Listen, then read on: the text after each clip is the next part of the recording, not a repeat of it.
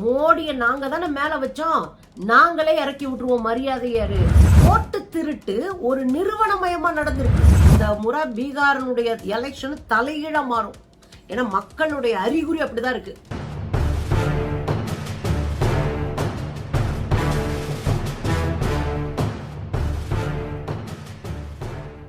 வணக்கம் தோழர்களே. வாக்குரிமை பேரணி நடத்திட்டு இருக்காருல ராகுல் காந்தி, ஒத்தாலா நின்னு மொத்தமா சுத்து போட்டு சங்கிகளை கதற விட்டுட்டு இருக்காருங்க.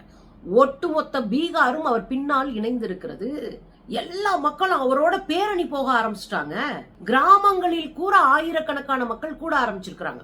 இதெல்லாம் தாண்டி 25,000 பெண்கள் ஒரு தொகுதியில நீக்கப்பட்டிருக்கிறாங்க. அத்தனையும் முஸ்லிம் பெண்கள். எவ்வளோ பெரிய அயோக்கியத்தனம். த ரெட் மைக் அப்படின்ற ஒரு யூடியூப் சேனல் நேரடியா போய் அந்த மக்களை சந்திச்சு அம்பலப்படுத்தி இருக்கிறார்கள். இதை தாண்டி இதே பீகார்ல இருக்கிற ஒரு சாமானிய மனுஷன், படிச்ச மனுஷன், அவ்வளவு அழகா போட்டு மோடிய பிரிச்சு விட்டுருக்காரு. மோடிய நாங்க தானே மேல வச்சோம், நாங்களே இறக்கி விட்டுருவோம் மரியாதையாரு. டெல்லியில இருக்கிற மோடி ஒரு திருடன் என்று சொல்லியிருக்கு. எனக்கு பேர ஆச்சரியமா இருக்கு. என்ன நடந்துச்சுன்னு பாருங்க. உங்களுக்கு தெரியும், 15 நாள் வாக்கு உரிமை பேரணியை ராகுல் காந்தி பீகார்ல நடத்துறாரு. இந்த 65 லட்சம் பேருடைய வாக்குரிமை பறிக்கப்பட்டதையும் ஓட்டு திருட்டு ஒரு நிறுவனமயமா நடந்திருக்கு. நீங்க அங்கொன்னு இங்கொன்னுமா கள்ள ஓட்டு போட்டாங்கப்பா அப்படின்னு சொல்ல, அது காலகாலமா நடக்கிறது தான். அங்க ஒருத்தன் இங்க ஒருத்தன் தப்பு செய்வான். ஆனா ஒரு அரசும் ஒரு நிறுவனமும் சேர்ந்து ஒரு நிறுவனமயப்பட்ட ஒரு டெக்னிக்கலான ஒரு திருட்டை பெரிய அமௌண்ட்ல செஞ்சிருக்காங்கன்னா அதை எப்படி வேடிக்கை பார்க்க முடியும்? நீங்க யோசிச்சு பாருங்க. 65 லட்சம் பேரு ஓட்டு போட்டா ஒரு ஆட்சி மாற்றமே மாறுமே. ஒரே தொகுதியில 1 லட்சம் பேர் போலியா சேர்த்திருக்காங்களே, எப்படி? அதுலயும் ஓட்டர்ல அதிகமா வெளியேற்றப்பட்டவர்கள் பெண்களாக இருக்கிறார்கள். ஏன்னா பெண்கள் துணிச்சலா ஓட்டு போடுவாங்க. சரி தப்புன்னு முடிவு பண்ணிட்டாங்கன்னா அதுல நிப்பாங்க அவங்க. அதனால பெண்களுடைய ஓட்ட அதிகமா தூக்கி தள்ளி போட்டிருக்காங்களே. அதுக்கப்புறம் ராகுல் காந்தியினுடைய இந்த பயணம் தேர்தலின் போக்க மாத்தி இருக்கு. உச்ச நீதிமன்றத்தின் தீர்ப்பை மாத்தி இருக்கு. நீங்க உச்ச நீதிமன்றம் கூட 11 ஆவணங்கள் கேட்டிருக்காங்க, அதுல ஒண்ணு கொடுக்க முடியாதா அப்படின்னு சொன்ன உச்ச நீதிமன்றம் ஆதார கட்டாயமா சேர்க்கணும், அரசியல் கட்சிகள் வழிகாட்டணும், கட்டாயமா எல்லா லிஸ்டும் ஆன்லைன்ல ஏறி இருக்கணும், ஆன்லைன்ல அப்ளை பண்றதுக்கு அரசியல் கட்சிகள் உதவுங்க. அப்படி அரசியல் கட்சிகள் உதவி அவங்க அப்ளை பண்ணிட்டாங்கன்னா அவங்க அப்ளை பண்ணிருக்காங்கன்னு நிரூபிக்க ஒரு ரசீது கொடு, எந்த வழியில் நீ தப்பிக்க முடியாது அப்படின்னு தேர்தல் ஆணையத்தை மென்னில மிதிச்சது உச்ச நீதிமன்றம்னா அதுக்கு இந்த பேரணியும் இதற்கு மக்கள் கொடுத்திருக்கிற ஆதரவும் ஒரு முக்கியமான காரணம். அதுல நீங்க பாத்தீங்கன்னா ஒரு போற வழியிலங்க மக்கள் மாடியில கும்பல் கும்பலா நின்னு பாக்குறாங்க. அங்க இருந்து ஜூம் பண்ணி வீடியோ எடுக்கிறாங்க. அப்புறம் அவர் கூடயே ஓடி வர்றாங்க. அவரை பாக்குறதுக்கு மக்கள் ஓடுறது இருக்குல்ல. ஒருத்தர் எளிமையா உண்மையா நேர்மையா மக்கள் கிட்ட இறங்கி போய் நின்னாருன்னா மக்கள் அவர்களை அப்படியே ஏத்துக்குருவாங்கன்றத ராகுல் காந்தியினுடைய இந்த ஊர்வலத்துல இந்த பேரணியில நீங்க பார்க்கலாம். பாருங்களேன் இந்த வீடியோவை.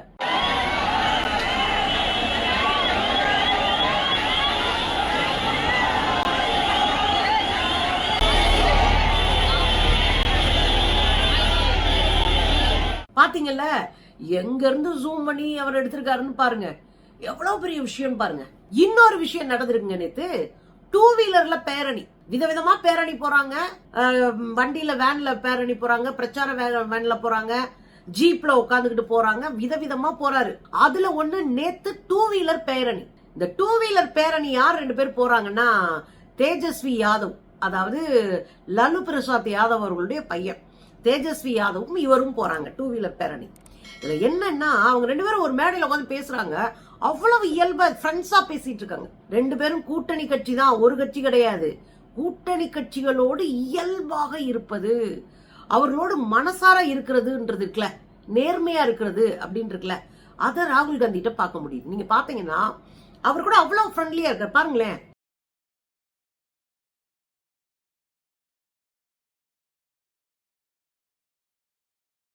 இது மட்டும் இல்லங்க, இன்னொரு உதாரணம் உங்களுக்கு சொல்லவா? தமிழ்நாட்டுக்கு வர்றாரு, முதலமைச்சர் ஸ்டாலின் அவர்களை பார்க்கணும்னு போறாரு.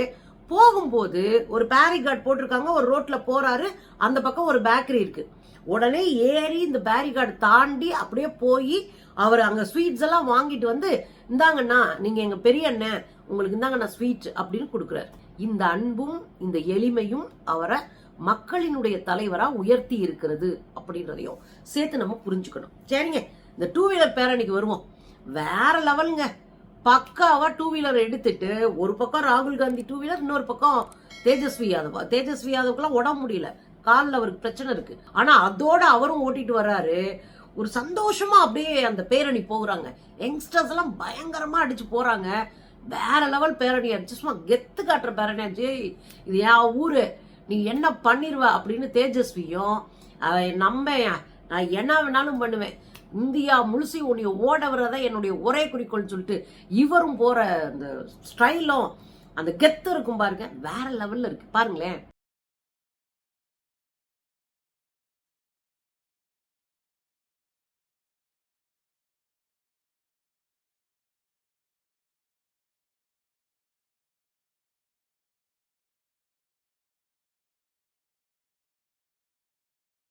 பாத்தீங்கல்ல எத்தனை மக்கள் கூட ஓடுறாங்கன்னு பாருங்க. எனக்கு பெரிய ஆச்சரியமா இருக்குங்க. மக்கள்கிட்ட உண்மையா இருந்தா மக்கள் எப்படி கொண்டாடுறாங்கன்னு பாருங்க. நிறைய வீடியோ இருக்கு, எடுத்து டெய்லி கூட போட்டுடலாம். அதுல எல்லாம் மக்கள் நிறைய சொல்றாங்க, ஓட்டு திருடேன், ஓட்டு திருடேன், ஓட்டு திருடேன், ஓட்டு திருடேன், ஓட்டு திருடேன், ஓட்டு திருடேன். எல்லாருமே ஆம்பளை பிள்ளைங்க பொம்பளை பிள்ளைங்க எல்லாரும் சொல்றாங்க, ஆமா மோடி ஓட்டு திருடேன், மோடி ஓட்டு திருடேன். இந்த முறை பீகாரினுடைய எலெக்ஷன் தலைகீழா மாறும். ஏன்னா மக்களுடைய அறிகுறி அப்படிதான் இருக்கு. ஆனா என்ன பண்றதுங்க, தேசிய தலைவர் ஒரு பாரம்பரியமான காங்கிரஸ் கட்சியினுடைய தேசியத்தின் முக்கியமான தலைவரா இருக்காரு, நாடாளுமன்றத்தினுடைய எதிர்கட்சி தலைவர். அவரே 2 வீலர்ல பெரிய பாதுகாப்பு இல்லாம அவர் பாட்டுக்கு போறாரு. அவர் கொடுத்த பாதுகாப்பையும் மோடி அரசு திரும்ப பெற்றுச்சு.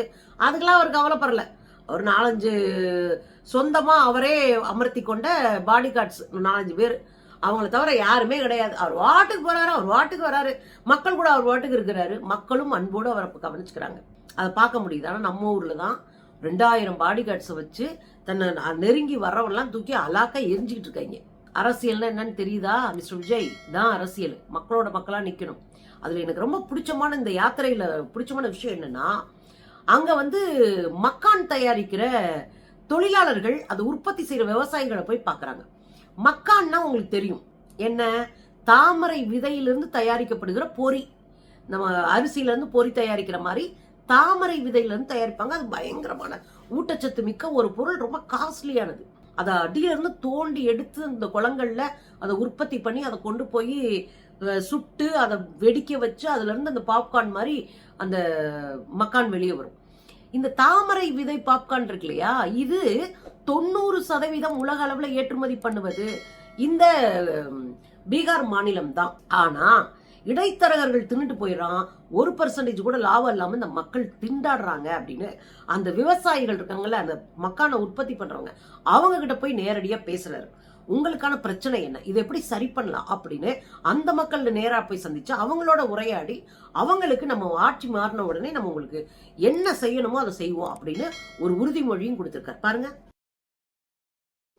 இதுக்கு இடையிலங்க வேன்ல போயிட்டு இருக்கிறாங்க. போயிட்டு இருக்கும் போது அவருடைய பாடி கார்டு ஒருத்தர், அவருக்கு பாதுகாவலரா இருக்கிற ஒருத்தர், அவர் கையில அடிபட்டு ரத்தம் வந்துட்டு இருந்திருக்கு. அவர் அதை கண்டுக்காம ஒரு பக்கம் கையில புடிச்சுக்கிட்டே இவர் பாதுகாக்கிறதுல அக்கறையா இருந்திருக்காரு. ரத்தம் வர்றதை இவர் கவனிச்சிட்டாரு. யாரு? ராகுல் காந்தி. உடனே தான் கர்ச்சீஃப் எடுத்து அந்த கையை குடியா அப்படின்னு சொல்லி கையை போட்டு கட்டி விடுறாருங்க. ஏங்க நமக்கெல்லாம் கழுத்தே ஓனாலும் ஓரமா தூக்கி போட்டு போற காலத்தை தான் பார்த்துட்டு இருக்கோம். இந்த எளிமை தாங்க இவரை ஜெயிக்க வைக்க போகுது பாருங்களேன்.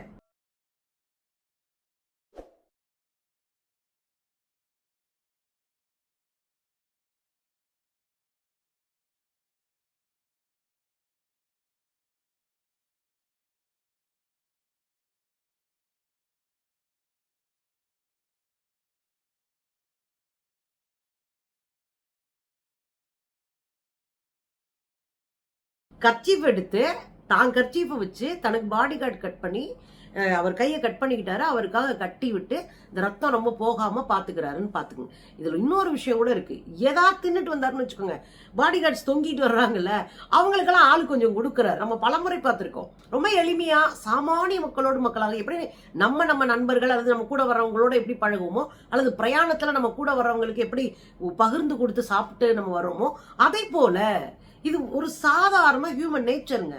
அது இயல்பா அரசியல் அதிகாரம், அரசியல் அங்கீகாரம், அரசியல் திமிரு, மமதை, நான் ஒரு 3 பிரைம் மினிஸ்டருடைய வீட்டுல பிறந்த குழந்தை, அப்படி எதுவுமே இல்லாம, ஏன்னா இப்ப எல்லாம் டிவி தவறெல்லாம் பிரைம் மினிஸ்டர் ஆனார்னா எக்கச்சக்கமா போட்டா போஸ்ட் கொடுத்தே செத்து போயிடுறாருன்னு வச்சுக்கோங்களேன். ஆனா இங்க அப்படி இல்லை, ரொம்ப இயல்பா இருக்கிற ஒரு மனுஷனா இருக்காரு. அது பீகார்ல இன்னும் பேசு பொருளாக மாறி இருக்கிறது. இதுக்கு இடையில தாங்க ஒரு முக்கியமான ஓட்டு திருட்டு நேத்து அம்பலமாயிருக்கு. அது என்ன ஓட்டு திருட்டு? பீகார்ல பூர்ணியான்னு ஒரு தொகுதிங்க. இந்த பூர்ணியான்ற தொகுதியில 45,000 வாக்காளர்கள் நீக்கப்பட்டிருக்காங்க. 45,000 பேர். அதுலயும் பெரும்பான்மை பெண்கள், அதிலும் குறிப்பாக அவர்கள் முஸ்லிம்கள். இது எவ்வளவு பெரிய அயோக்கியத்தனம் சொல்லுங்க. நீங்க முஸ்லிம்களா இருந்தா அவங்க ஓட்டு உரிமையை புடுங்குவீங்களா? தலித்துகளா இருந்தா ஓட்டு உரிமை புடுங்கிடுவீங்களா? சாதாரண உழைக்கிற பிற்படுத்தப்பட்ட எளிய மக்கள், பழங்குடிகள்னா ஓட்டு உரிமை புடுங்கிடுவீங்களா? நீங்க பெரிய அப்பாட்டக்கரா? என்ன அயோக்கியத்தனம்? அப்ப உழைக்கிற மக்களை எந்த உரிமையற்றவர்களாக மாற்றி ஓரங்கட்டுற ஒரு அயோக்கியத்தனம் தானே இது. நீங்க இஸ்லாமிய பெண்கள்லாம் குறி வச்சு 45,000 பேர் நீக்கி இருக்கீங்களே, இது என்ன அயோக்கியத்தனம்? இதுல ரெட் மைக் அப்படின்ற ஒரு யூடியூப் சேனல், அவங்க தான் டெல்லியில போய் தமிழர்களுடைய குடியிருப்புகள் இடிக்கப்பட்ட போது அதை முழுமையா வீடியோ எடுத்து வெளியிட்ட ஒரு சேனல் தான் ரெட் மைக்ன்ற யூடியூப் சேனல். அவங்க தான் ஏதாவது பிரச்சனைனா ஒரு இடதுசாரி சிந்தனை உள்ள ஒரு சேனல். அவங்க நேரா போய் மக்களை சந்திச்சு பேசி அவங்களுடைய வழிகளை வெளியே கொண்டு வராங்க. இப்பயும் இந்த 45,000 இஸ்லாமிய பெண்களை ஓட்டுரிமையற்றவர்களா மாத்திருக்காங்க. அதுல நிறைய பேர் செத்து போயிட்டாங்கன்ட்டாங்க. செத்து போன ஒருத்தவங்களை தான் பாத்துருக்காரு இவர். போய் பாருங்க. हमारा नाम हुआ है मर गया है, यही ये बताया कि मर गए हैं। हाँ, अभी तो हम जिंदा हैं बिहार में। आप जिंदा हैं? हाँ जी। பாத்தீங்கல்ல, அவங்க என்ன சொல்றாங்க தெரியுமா? நான் செத்துட்டாங்கன்னு சொல்றாங்கப்பா, நான் உசுரோட இருக்கேன் அப்படின்றாங்க. இதாங்க நடக்கிறது. அப்ப 45,000 இஸ்லாமிய பெண்களுடைய ஓட்டை இல்லாமல் ஆக்கி இருக்கிறார்கள். இது எவ்வளவு பெரிய அயோக்கியத்தனமான திருட்டுன்னு பாத்துக்கோங்க. இந்த இடத்துலதான் இந்த பேரணி, இந்த மக்கள் சந்திப்பு, இந்த மக்களோடு இருக்கிற நெருக்கம், இவர் வெளிப்படுத்திய உண்மை, அதாவது ராகுல் காந்தி வெளிப்படுத்திய உண்மை, ஆதாரங்கள், இவையெல்லாம் மக்களிடம் எடுபட்டு இருக்கிறது, மக்களிடம் போய் சேர்ந்திருக்கிறது. மக்கள் கொதித்து ஒருங்கிணைய ஆரம்பிச்சிருக்காங்க. அதுக்கு ஒரு முக்கியமான உதாரணம் சொல்லலாம் அப்படின்னா, ஒருத்தர்கிட்ட போய் பேட்டி எடுக்கிறாங்க.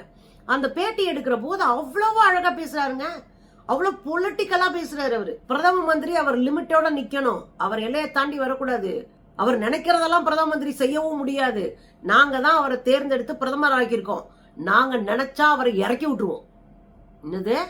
நாங்க தான் எஜமானர்கள், நாங்க தான் பிரைம் மினிஸ்டரை தேர்ந்தெடுத்தவன், நான் நினைச்சேனா, எனக்கு எதிராக நீ இருந்தேனா, அல்லது உன் இஷ்டத்துக்கு நீ எல்லாத்தையும் செஞ்சேனா, இறக்கி விடுற வேலையை நான் பார்ப்பேன். ஆச்சரியங்க எனக்கு பீகார்ல இப்படி ஒரு குரல் கேக்குறது. எங்களுக்கு அந்த உரிமை இருக்குங்க. ஆர்டிகல் 19 என்ன சொல்லுது? எங்களுக்கு பேச்சுரிமை உண்டு, கருத்துரிமை உண்டு, எழுத்துரிமை உண்டு அப்படின்னு எங்களுக்கான உரிமைகளை பேசுது அரசியல் சாசன சட்டம். அப்ப அந்த உரிமைகளின் அடிப்படையில் சொல்றேன், தேர்ந்தெடுக்கப்பட்ட எனக்கு அவரை பின்னாடி இழுக்க முடியாதா? அவரை டிஸ்குவாலிஃபைட் பண்ணி வெளியே அனுப்ப முடியாதா? அவரை பதவியில இருந்து இறக்க முடியாதா? அப்படின்னு போட்டு பொறிச்சிட்டு கடைசியில ஒண்ணு சொன்னாரு பாருங்க, அதுதாங்க பஞ்சே. டெல்லியில சிம்மாசனத்துல ஒருத்தர் உட்கார்ந்து இருக்காரு, அவர் ஒரு போலி. மூடியத்தான். டெல்லி சிம்மாசனத்துல ஒருத்தர் உட்கார்ந்து இருக்காரு, அவர் ஒரு போலி. அதாவது பரவாயில்லங்க, அடுத்து அவர் சொல்றாரு அவர் ஒரு திருடே. ஆச்சரியங்க. ஒரு உண்மையை எடுத்துட்டு போய் மக்கள்கிட்ட சேர்த்தோம்னா அந்த மக்கள் அந்த நேர்மையை புரிஞ்சுக்கிட்டு, தனக்கு ஏதோ இழைக்கப்பட்டிருக்கிற அநீதியை புரிஞ்சுக்கிட்டு தனக்கான நீதிக்காக திரள ஆரம்பிக்கிறார்கள். இதத்தான் நம்ம பீகார்ல பாக்குறோம். கட்டுக்கட்டா மக்கள் கொத்து கொத்தா திரள ஆரம்பிக்கிறாங்க. அது ஒரு திருவிழா மாதிரி ஆகி போச்சு. இன்னும் செப்டம்பர் 1ஆம் தேதி அங்க பெரிய மாபெரும் பொதுக்கூட்டம் நடக்க போகுது. கிட்டத்தட்ட இந்தியா கூட்டணியினுடைய தலைவர்கள்லாம் அதுல கலந்துக்க போறாங்க. வேற லெவல் சம்பவமா இருக்கும். ஆனா என்ன, தினந்தோறும் சம்பவமா தான் இருக்கு. தினந்தோறும் பீகார்ல திருவிழா தான்.